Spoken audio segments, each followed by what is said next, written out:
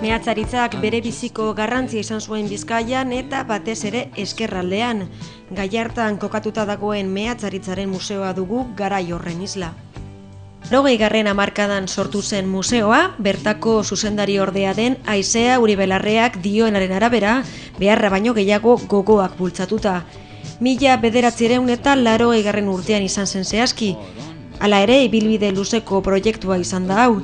Izan ere, Karmelu Uriarte eta Gallartako bestelako herritarrei zor diegu gaur egun bizitatu dezakegun museo honen sorrera. Izan ere, azken hauek ekin zioten meatzaritzak utzitako arrastoen bilaketari. Industria eta meatze asko itxi zutela ikusita eta garai horren isla ziren hainbat objektu mendi eta ibarretatik sakabanatuta zeudenez, azken hauek berreskuratzeari ekin zioten.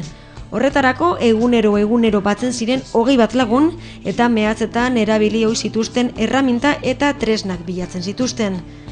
Hortaz, bidean aurkitzen zituzten eta gaur egun museoan bertan ikus ditzakegun era guztietako tresnak bilatu zituzten besteak beste bagonetak. Beraz, horixe izan zen museoa sortzeko emandako lehenengo pausoa, baina ez ordea bakarra. Udalak une horretan erabaki zuen proiektu honekin bat egitea eta kulturretxeko aretoa eskaini zien gero eta ugariagoak ziren objektuak bertan gordetzeko aukera izan zezaten. Une horretan proiektua hobetzeko beharra zegoela ikusi zuten eta hortaz elkartea sortu zuten Museo Minero izeneko elkartea hain zuzen ere. Hala ere, 2001 urtera arte itxaron behar izan zen fundazioa sortu arte. Helburu zehatza zuen azken honek, museoa garatzea hain zuzen ere. Beraz, txiki geratu zen kulturretxea atzean utzi eta gaur egun ezagutzen dugun museoa sortu zuten. Argi dago meatzaritzak bere biziko garrantzia izan duela Euskal Herri osoan, baina nola ez, ezkerraldean batez ere, asko izan direlarik garai horrek ekarri zituen aldaketak.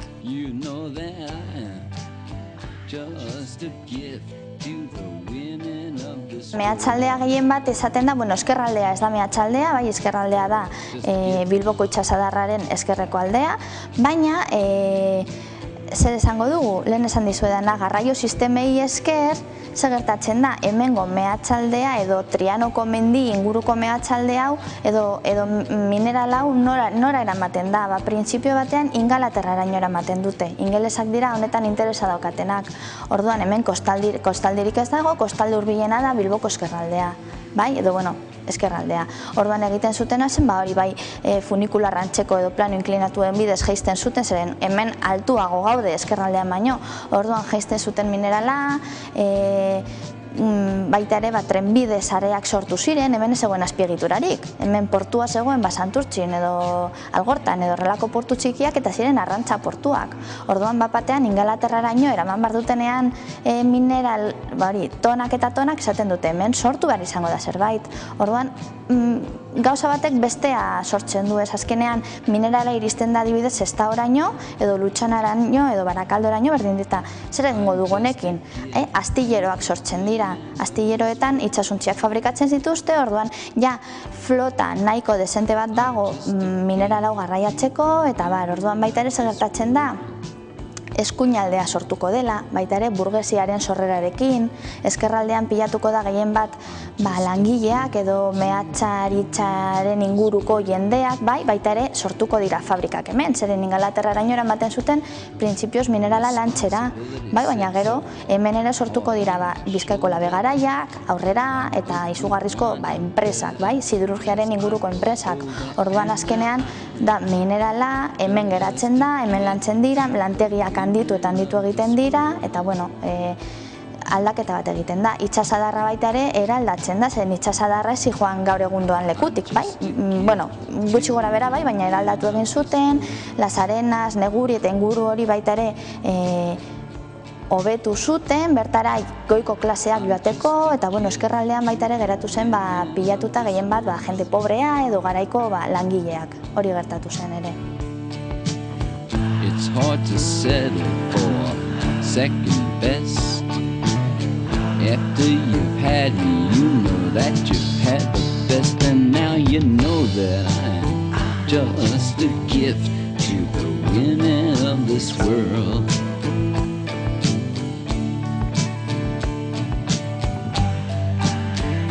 Just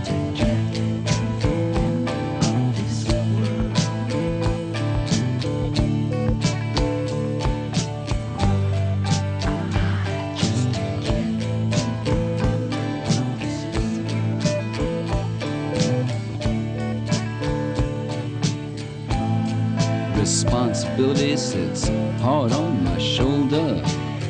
Like a good wine, I'm better as I get older, and now I'm just a gift to the women of this world. You know that I'm just a gift to the women. Eta nola ez, mehatzaritzaren garai horretako protagonistak mehatzariak izan ziren, egunero lan baldintza gogorrei aurre egin behar zieten langileak hain zuzen ere. Bizimodu latza zen haiena, haizea Uri Belarreak berak azaltzen duenez. Mehatzaritzari buruz hitz egiterakoan, gizonen profila etorri ohi zaigu burura. Hala ere, emakumeak garai horretako parte ere izan ziren, gizonekin batera lan astunak egin behar izan zituztelako.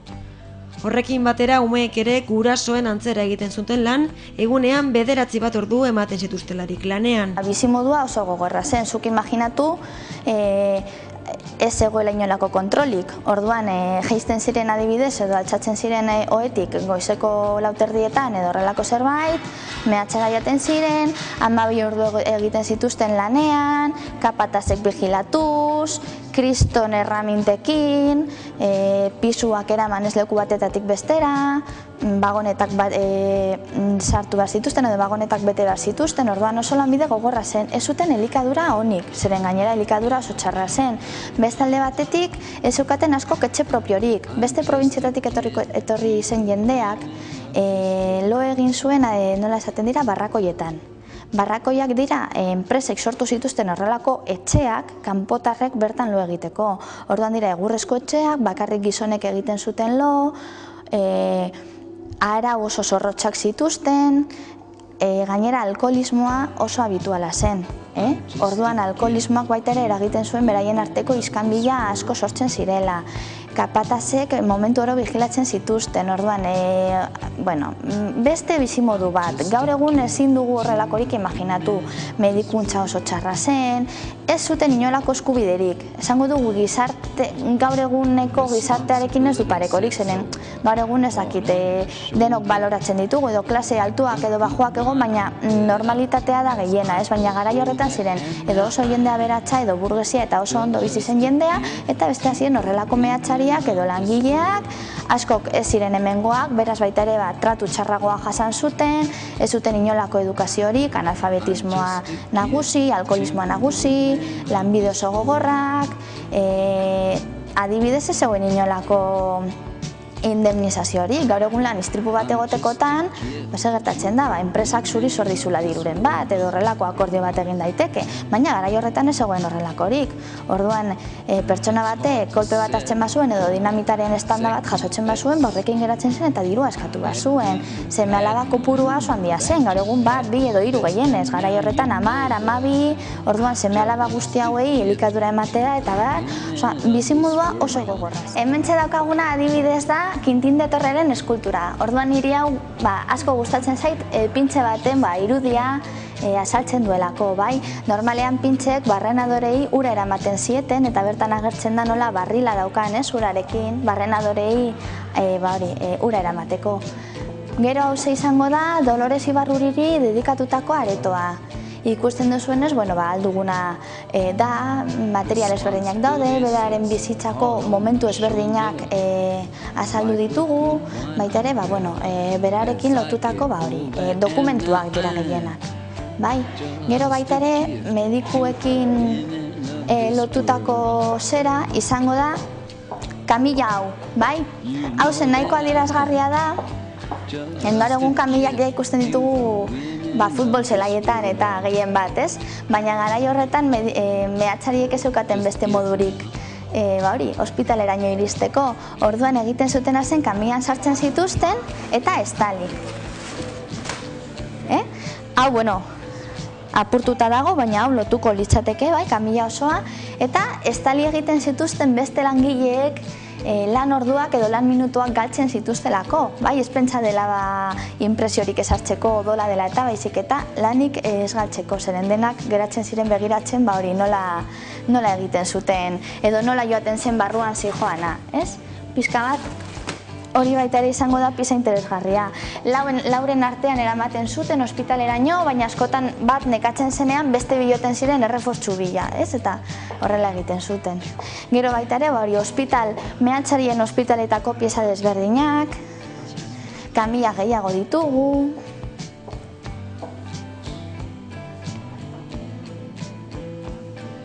Karmelo Uriarte museo honetako sortzaileetako bat izateaz batera, mehatze bateko langilea ere izan zen bere garaian. Hainbat urte igaro badira ere, oraindik oso ondo gogoratzen du zein zen bertako langileen bizimodua. I'm just a gift to the women of this world.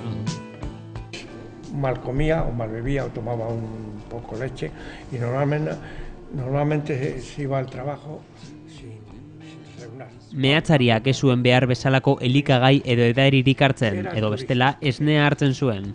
Normalean, ezer gozalduarik joaten zen lanera, ardo pixka bat hartuta. Oso bizimodu gogorra zen. Izan ere, mehatze gehienetan mehatzariek 15 tona kargatu behar zituzten. Hemen ikusten diren bagoneta hauek kargatu behar ziren, olako 15. Kargatzea beraz, esen zaila. Txarrena zera zen, askotan oso harri handiak kargatu behar zirela. Horregatik, mehatzaritzako erreminta nagusia hau zen. Honekin, apurtu behar genituen herriak. Beraz, 15 bat tona kargatu behar ziren eta ondoren, gogoa edo indarra izatekotan beste 2 bagoneta edo. Estraperlo deitzen zitzaion horri eta horren truke 2 peseta irabazten zen dituen. Lortutako diru horrekin, ardo bat hartzeko nahikoa zen neukan. Y hasta y sacabas para un poco vino o para comer una jardín arenque. Aquí la mayoría de las muertes eran mehatzetan ematen ziren heriotza gehienak neumonia edo pulmoniaren ondorioz ematen ziren. Ezetasun handia zegoelako.